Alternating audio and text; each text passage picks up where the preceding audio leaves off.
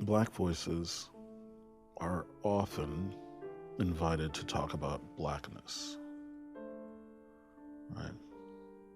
And the aspects of the Black experience, as opposed to white voices don't have to talk about whiteness. They can talk about whatever their field is, whatever their interest is, whatever their intellectual pursuit is. It doesn't have to be tied to their race. And when Black voices are invited, it's not for just the pure intellectual discourse. It's for the Black or minority or, perspective or engagement on that.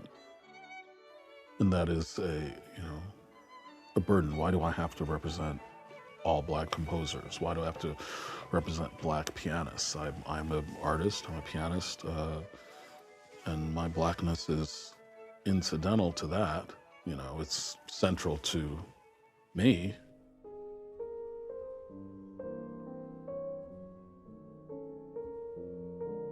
My parents listened to classical music, and it was it was the music in the house, and I liked it. So my parents got me piano lessons. Not many kids really like to practice, but I never wanted to quit playing music. So I started piano when I was 6 and stopped for a year, started again at 8, started violin at 9, and around 8 to 10 range, we started playing tennis. And we is my sister and I. From the ages of 9 to 16, most of the days were taken up with tennis and music, mostly tennis, until 15. I was one of 2 Black kids in a graduating class of 400 some.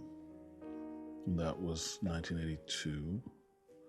So in terms of, name calling and sort of racist behavior, I'd experienced that from the time that I was in school, through high school.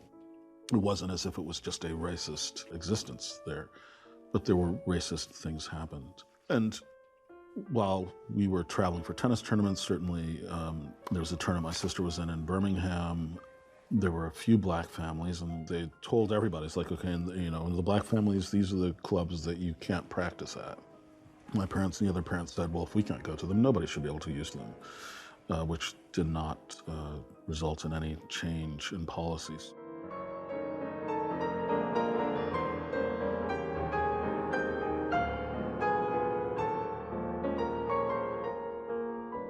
When I was 15 and figuring out what I was going to study in school, I knew that I needed music in my life every day.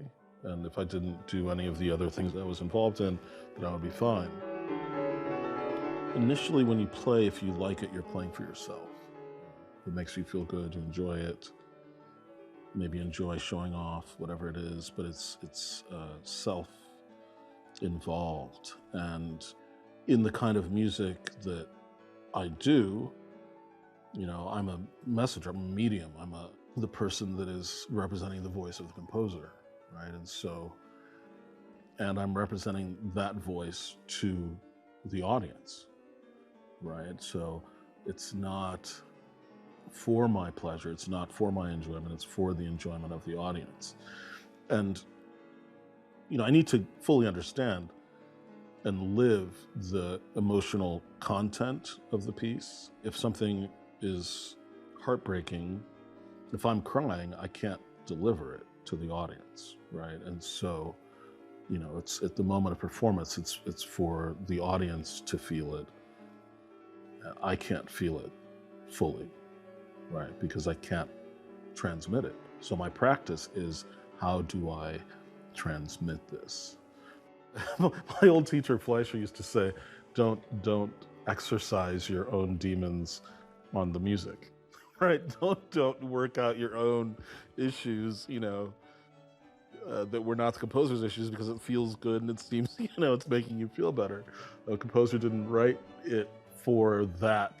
Sometimes we impose emotional sets on things that aren't there, right? When you're performing, it's not for you to enjoy it, it's for the audience.